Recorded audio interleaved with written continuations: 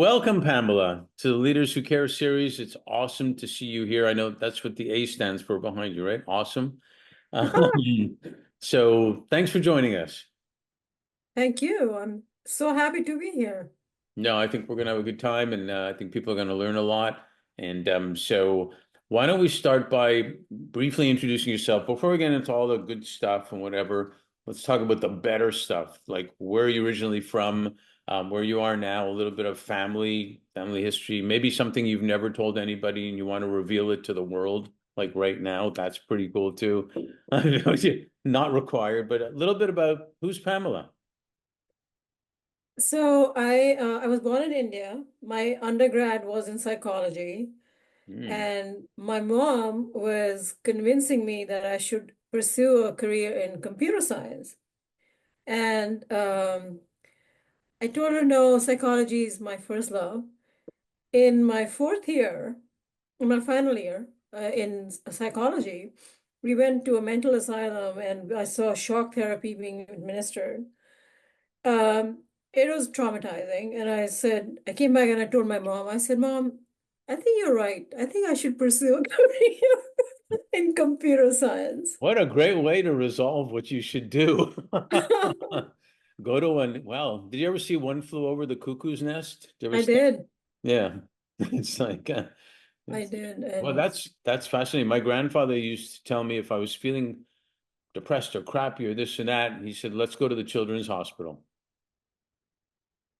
And yeah, and yeah. that, and that'll do it. That'll do it. So, do you have brothers, sisters, family? Tell us about it. I do have siblings. My role model is my elder brother. Hmm. I had, speaking of heroes, it starts with my home. My mom was a math professor, and she told my brother that anything you can do, she can do. And she raised me as an equal to her boys, which I think was, now that I looking, if in retrospect, that's even more um, admirable than I thought at that time. Mm-hmm. And my dad, again, very, very influential in my life, businessman, and he brought in this technology he had a small startup, a factory, and he went to Switzerland and established a collaboration with Bueller, which was the biggest name in machinery at the time. Mm-hmm. And for an upstart to go get that collaboration was very also very inspiring. So coming back to my siblings, and I call my brother my role model. When my mom told him that, right, he said, there's so many people to compare to. Why me? But he took it seriously, and he actually opened up pathways for me.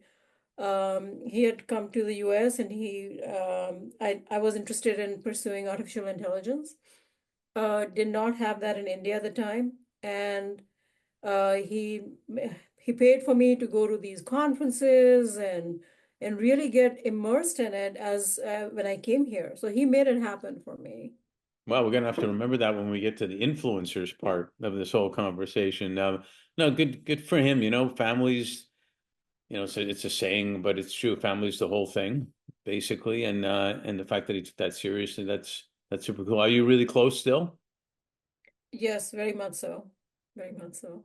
Cool. I And try what to about? reciprocate now, Mark. I try to reciprocate and give a little bit back to from what I've gotten from them and him and to everybody else around me. Is most of your family still, or a lot of family still in India? No, actually, my brothers and my siblings are here in the US. Hmm. So I'm surrounded by family and support system. A lot of. Don't you miss all the festivals? Oh my God, yes, yes. Diwali is my favorite. Oh It's the yeah. biggest festival for Indians and Hindus. And I should say, I do miss celebrating that back home. But this is home now. I have a family here, I have kids here. And so I pretty much lived half one half of my life in both countries. And um, it's like I can think in Hindi and speak in English, and I don't know which language I'm speaking in. It's the same thing. They're both equally home for me. No, You know, that's awesome. So you have a family, you have kids here?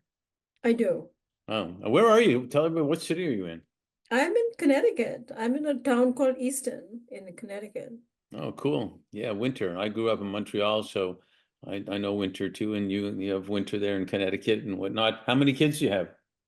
I have two kids, a boy and a girl. My boy is working. He's a software engineer. And my daughter, I was just over this weekend, taking her for a fencing tournament. She's in high school and she's a debater. So they keep me on my toes. I can't really get away with making statements that are not founded in reality or truth, you know. Um, well, that's good. Maybe they'll be the next moderators of the next debates 4 years from now or something. No, that's super cool. A debater in high school. That's great. I love that. We're talking about your kids and all. What were you like as a kid or a teenager? Did you play Lego? Were you taking things apart and putting them back together, or were you into music, sports? What were you into? I was really into a lot of very intellectual reading at the time, what was called intellectual there. And my daughter would say, well, you call it intellectual, but it's really intellectual, So I told you she's a debater. But I was a rebel, and I wouldn't want my kids to hear this. So, to be All right. Well, I don't know how we'll prevent it, but we'll go. Yeah, I had to. I like to challenge status quo. I like to challenge way of thinking. And growing up in India, you do see a lot of um things that can be a bit stereotypical, and that was me growing up. And especially as a girl or a woman, I mean, India's, a developed country already, but it was still must have been it's different. It was, and it's changed a lot, but I haven't been there to really comment on how it compares anymore. But at that time, 25 years ago, it was, I would say, a kind of very much a man's world. Uh, Yeah, very much. and Well, yeah. considering they had to put laws through to tell men what to do or what not to do, like on the train or something, that tells you something. But we were not that far behind. The women only had the right to vote here so many years ago. So it's kind of ridiculous. Your journey in education, you were pretty involved in whatchamacallit, University of Bridgeport in Masters in AI, if I'm getting that right. And you got AI ethics, business strategy, IoT at both MIT and Stanford. Not like, easy stuff, basically. What were you envisioning for your future back then? So, I've had a very interesting trajectory. I started out with psychology, but then I had switched to computers, and I thought the next best thing to psychology would be artificial intelligence. So that's actually the reason I came to this country, because I wanted to pursue artificial intelligence. I was very excited about it, and I I have still a quick am. question. Sorry to interrupt. That's a fascinating statement. The next best thing after psychology is artificial intelligence. And I'm thinking, I've never heard it quite put that way. It's really amazing to me.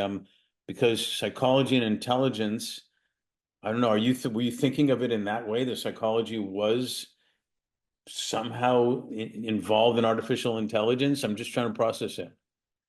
So the manifestation of AI at that time was what I'm referring to as, next best thing to psychology, because there was no cognitive science as such, but there was expert systems, for example, how to encapsulate human intelligence and create an expert system that can help when a human is not there, for example.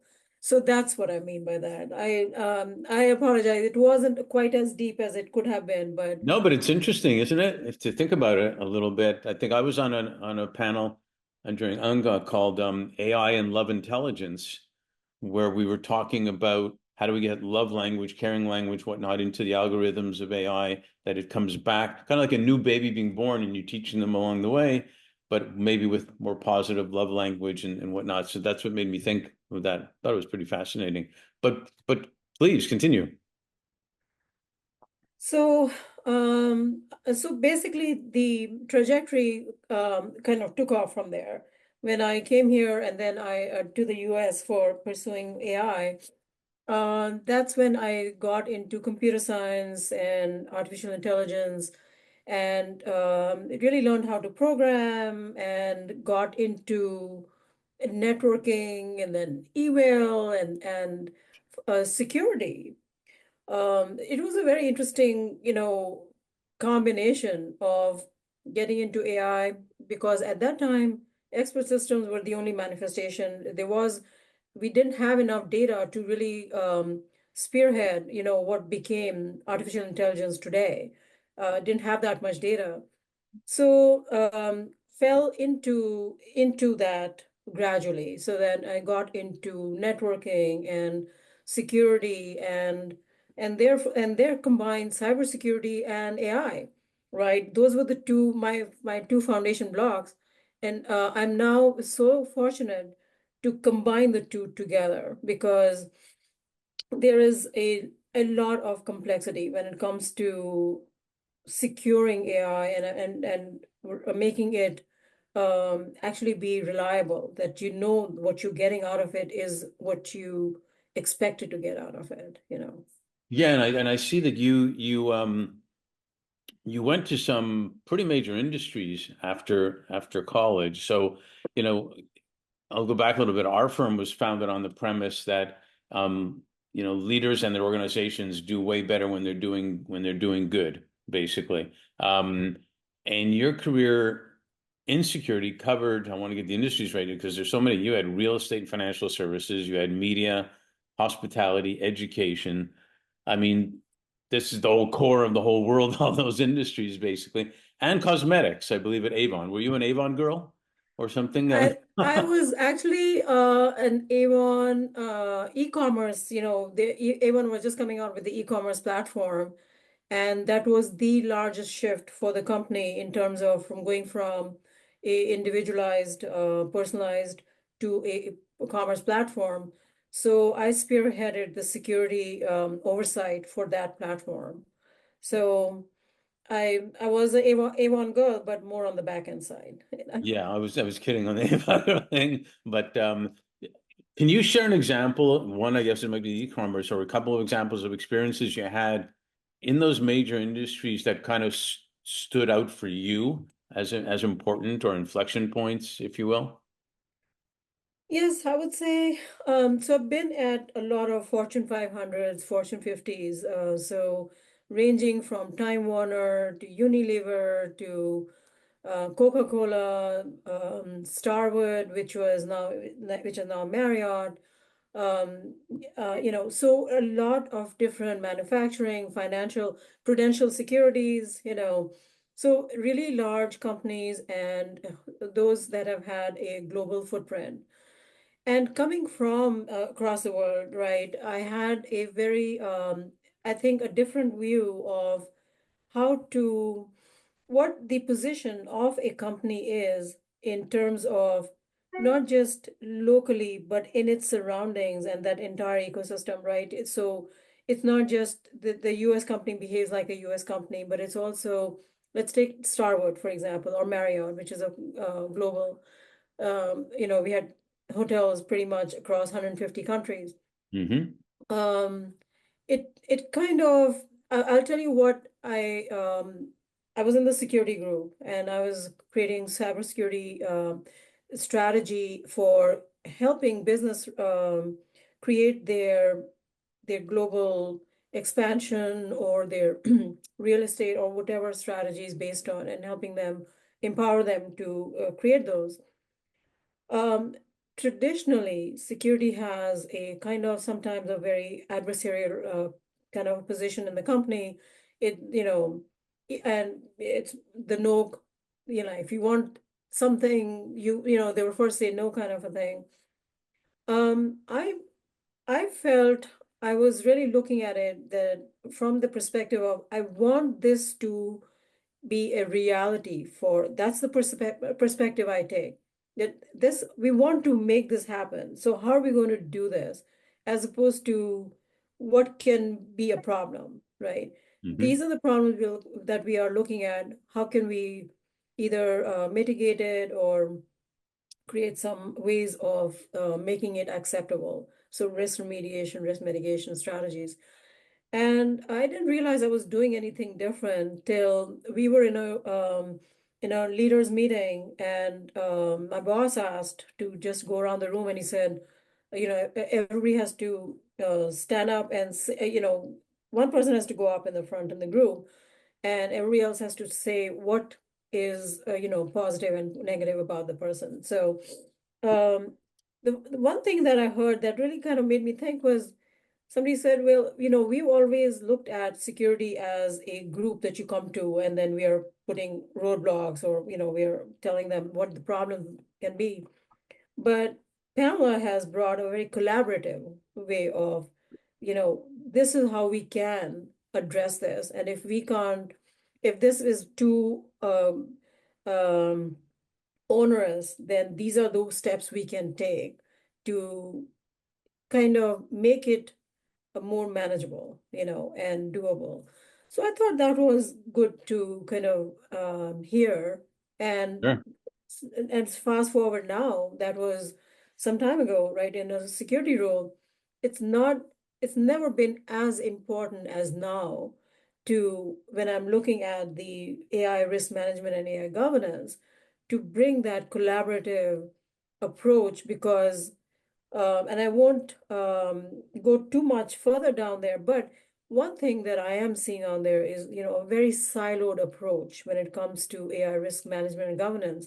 And that really will not help us achieve our intended outcomes.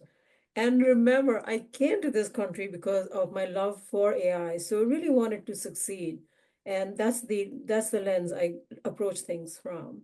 Yeah, I find it really interesting how the word security has evolved over time, and now like in super fast, supersonic time, the way it's going towards EA. I mean, first it was even physical security, then security with technology coming up and whatnot, and then cyber, which is also going super fast now, but then AI going super fast now. Right. And so your point about collaboration, um, even digital transformation right now, we placed an individual at a major public company as the global head of digital transformation.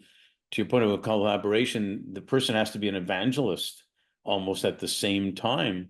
I would think because people have all their stuff they have to do anyway, and assimilate and collaborate on the risk and the mitigation, all the things you're talking about, which you know way better than me, and I'm trying to explain it, but there's a lot going on. That's, I guess, what I'm Right. saying. There really is. And I think one point I'll make though about the relation between security and risk management for secure AI. I was always approaching with the lens of what is how to anticipate risks for business and in global companies in across not just locally but across the board. And so always looking at what is coming down the pipe, what is going to be the emerging technology, what is going to be the emerging risk, and what is going to be the business going to be asking for it, and how do we kind of make that a reality. So about 5 years ago, I had done a pivot from cybersecurity to AI risk management and governance because I realized that if we secure conventionally, these take the same approach to securing AI, for example, we will not be able to secure AI with just cybersecurity. Hmm. So, and by that, I mean, if we look at data, for example, data provenance, data origin, data lineage, these are extremely important to get the right kind of outcomes from AI. And we don't, in typical security systems, security CISOs, for example, are not really looking at data lineage. They're not looking at, and some most companies actually, application security, which is where you would think that AI security would fall, is not even under the security group. Well, So you see, that's why that was another reason for really expanding the scope and thinking about um, how is this going to be a problem for a business? What do we have to do? And that's why 5 years ago I started taking a look at what else do we need? And I will tell you, even now, Mark, a lot of the folks who are doing AI governance and AI risk management, they're looking at either one or two facets. And I'm seeing this I'm not just saying this, I'm seeing this out there. They're looking at one or two facets, such as a lot of misguided right now information around security when it comes to AI security. That even security is not, really fully understood. Okay, by 90% of the CISOs out there, because they think that AI security is going to be the same as the way they're approaching a normal security for systems. But this is a different realm. And the reason I went into that is because, so just talking about cybersecurity is not enough for protecting AI. What else do we need? So I had defined 8 essential pillars of trustworthy AI. And those are based on the my strategic as well as a actionable way of looking at things, which is what I was trying to do for business all the time, right? Not just are we going to provide a framework, no, we're going to have a guidance. It's also how to make it actionable. So those 8 pillars were based on what OECD was talking about, but then again, looking at my personal experience, which was cybersecurity. So that's why the first pillar is cybersecurity, because without that, you really cannot build on a foundation which is not secure. So it's security, privacy, transparency, explainability, um, audit, accountability, regulations, and bias. Those were the 8 pillars it created. And that was 5 years ago. And this was predates this AI RMF. yeah. I was thinking about how are we going to make this happen? Remember, this is my passion. I want this to be a reality, and we can do this. I love the I still love the psychology part of all that you're doing. And I do think it's in there because you're kind of looking at the psychology of technology and the psychology, I would think, of people too, how they engage with this whole project and all these pillars of how to make it secure. I want to ask you, and you kind of answered a little bit. Our firm was founded on was we launched it on International Women's Day at the UN headquarters 6 years ago. So we've done a lot of work with women. Um, have you ever had any bias, any resistance, anything navigating as a woman especially how things are moving so quickly? Um, I told you the story behind how my mom raised us and Right. me. And so I always thought of myself as a leader first, and a woman leader, who happens to be a woman. Hmm. Um, but I will tell you the funny story. There is a funny story which I had. How big companies have diversity training.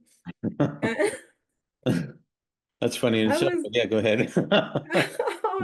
I think I was at Time Warner, and I'd gone for this 1 day mandatory diversity training. Okay, and the instructor, he asked, he said, so specifically, when did you feel your voice was not being heard or that you were not an equal? And I looked at him and said, oh, I was supposed to feel that. I always thought, I was an equal and that people were listening. So it took diversity training, ironically, to make me feel that I was not an equal. Oh God. You know, Well, you see, psychology keeps coming up with you. And your mom's fantastic because knowingly, obviously, very smart woman, I think set a foundation. It's funny how this happens. That's one of the reasons I ask about what were you like as a kid and things, because things like this come up all the time where there usually is some kind of thread. I mean, you make your own story, but there's usually some kind of thread of personalities, I call it whatever it may be, that keeps going. And I find that also fascinating that diversity made you think about that if you were or not treated equally. And there's a lot to be said for that. Um, Past that for now, AI obviously is presenting tons of challenges and for a lot of people, and some people are scared of it because of all that. Some people aren't. You talked about the pillars. How when you're working for a company or consulting for a company, how do you create? I know it's all process, a whole process, but in general, for people that don't know, how do you create a trustworthy AI system for an organization? So I am very risk focused. So I always start with an impact assessment. And that I'm not seeing as much of it as I would like to see, that as an approach because, and I'll tell you why. Because ultimately, whatever systems are created and rolled out, they will affect all of us. Okay. And so we all have a skin, all have skin in this game and want to, and just parallel with that sentiment or and goal and vision that we want to do this right and we want to make this a reality. If we take short-sighted steps, then we won't get there, right? And that being, um, there's such a frenzy to adopt AI right now. And in a lot of companies, I'm seeing a lot of reluctance from the security and compliance folks because they feel there's so much uncertainty. They don't know what to do, how to address the risk, what those risks might be, and how they're different from their existing risk. That's Hmm. one thing. And if they don't know what they are, then how are they going to create the right checks and balances? That's one thing. The other thing is, in terms of, so I take a risk-based approach is the bottom line. And each context is different. So, so I'll give you an example. When I was at Starwood, we had a AI scientist I met with, and this is like 20 years ago. Hotels have been using data science for a while Hmm. for creating, how much to charge during a season, for example, right? If there's a graduation going on, then why suddenly rates go up, for example, and so and this has been happening before even the current state. Um, in that case, right, I'm taking a risk-based approach. We're taking a look at what is the data they're consuming. It is occupancy, but it doesn't matter who is occupying. So taking a risk-based approach there, that's That's easy to do because you don't have to have personal information there. You don't have to have, Right. any profiling there, right? Unless there are other reasons there that are not disclosed. Okay, but fast forward now, AI's promise, the biggest promise for AI is personalization. So the more personalized you want to make the offering and the more AI you use for that, the more information you'll be putting in there, which can be sensitive Hmm. and can be problematic if it's compromised, or if it's fed into an AI system and that starts drawing patterns and, and that can lead to bias, it can lead to privacy loss, it can lead to um, transparency, explainability. How are you giving somebody maybe a better rate than others based on maybe the color of the skin or their Sure. gender? So now you see why that risk lens is really important, right? So all AI is not going to be subject to privacy concerns or bias, but depending on the implementation, you will have a requirement to that can be a red flag for a company if they adopt it without that risk-based lens, for example. So Yeah, that's how that's I create trust. yeah, that's super super interesting, and I'd love to get your opinion on something here. Well, you know what? In LA, we say we have to keep them wanting more so we can do a sequel. I think we may have to do a sequel here, but But I do have one more question I wanted to get your opinion on. There's a lot of conversation, obviously, about AI is going to have take a lot of jobs, and Right, right. maybe more than ever because there's so many jobs it can take. And some of the conversations have been about, well, what could happen with a company that, do a quick example. Let's say so many jobs are eliminated and the company saves $1 million, let's say $1 million, and some of the employees maybe can be upskilled to something, but some have suggested that maybe it's an opportunity that of that million, let's split it, random example, split it. The company makes 500,000 more and takes the other 500,000 and pays salaries to those employees. However, they only have to work 2 or 3 days a week. The other 2 or 3 days, whichever it is, they do work in the community for the community. It sounds a little like socialism, some people would say, but it's an interesting concept because there's going to be so many jobs more than ever that'll probably be replaced or can be replaced if you want by AI. um, what do you think about that impact and that scenario if companies would even do that? Because they'd still be making more, but they're taking their extra profits and allowing employees to do that. And would that allow employees to feel more comfortable that they're not being replaced, but they're actually maybe can be happier because finally technology is allowing people to do things they would really like to do, like help in the community? I'll give you my honest opinion on this, right? Which is Versus your dishonest opinion? yes, because versus what should be the right way to Okay. do things. Hmm. And I would say, how much is enough? How much, so there's Right. that factor of it doesn't matter if I could have, the company could have made 500,000 more and or could have made 1 million more and now let's divide it. But that's a tough one to answer unless you're in a situation as a business leader. I will tell you, though, from what I have seen, there's not been a single decision I've seen coming out of business which is not motivated by that bottom line or by revenue generation, etc. I will say, though, that I done a podcast, Mark, on trust management. And one of the things that we do at my company, which is a small company, but is an extremely powerful company because we're helping companies do the right thing. Okay. To your Hmm. point about one of the podcasts we had done was on trust management. That in order, and this may be an answer, right? In order for a company to really benefit from bringing in AI, they help their employees upskill Hmm. and learn how to use AI to get better, make more money for the company. And that way it's a win-win because then it's not in that crossroad decision. It's you versus the machine. And I would really ask you to listen to that podcast. It is this gentleman, he's from CMU.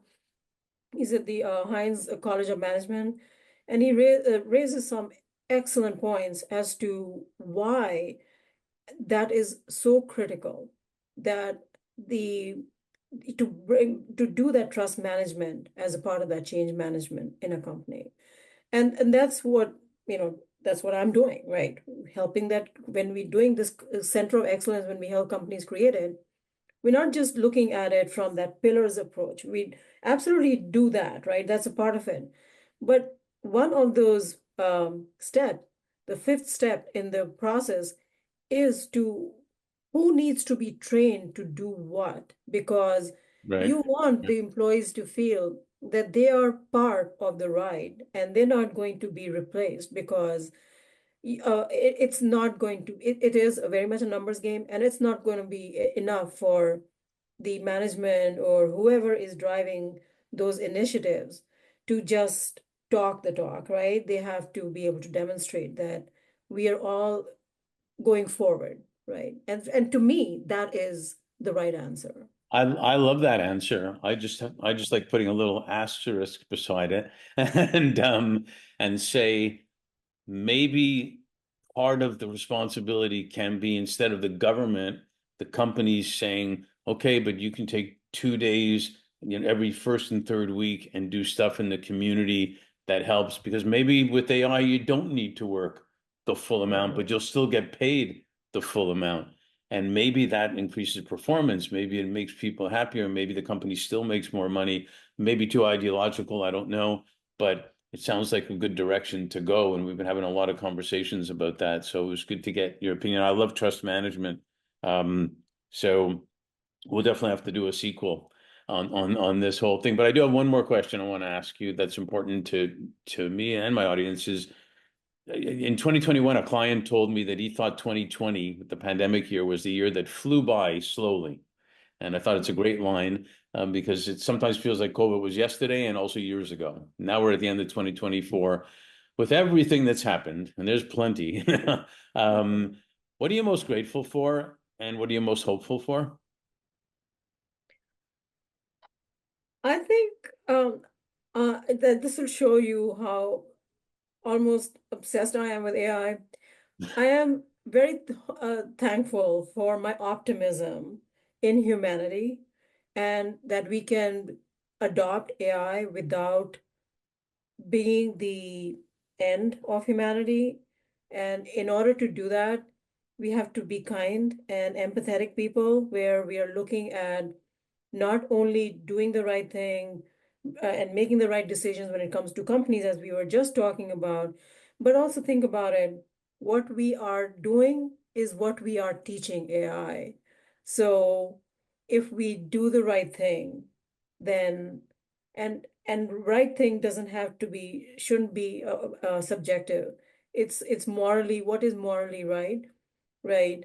And how can we make this a no kumbaya moment, but I would say let's make this happen for everyone, because there is so much promise, but we have to kind of hold that greed in check, because if a technology is not mature, because it's going to make a few extra bucks, and that extra bucks may be billions of dollars, but um, it is not the right thing to do. And we are all not going to benefit at the end. So you got to be strategic, and we have hope, but we have to be that's what gives me happiness, is I think I do believe in humanity, that we can do the right thing, you know. No, thank you for that. I love that. And because you said, because of all you said, but especially that, I'm grateful that you are a leader who cares about what's going on. And I love that hopeful part, because there's plenty of everything for everybody to be happy and everybody to enjoy life and everything, and not at the detriment of one or the other type of thing. And if we look at things positively in that respect, I think, like you said, we can do great things and can have better lives. So thank you for sharing all that, and for coming on the series. I really appreciate it. Thank you. I appreciate it. Wasn't that bad, right? You had fun. No, not bad at all. I hope I answered something that'll be useful for your You audience, you you know. absolutely did. You absolutely did. So thanks. Thank you, Mark.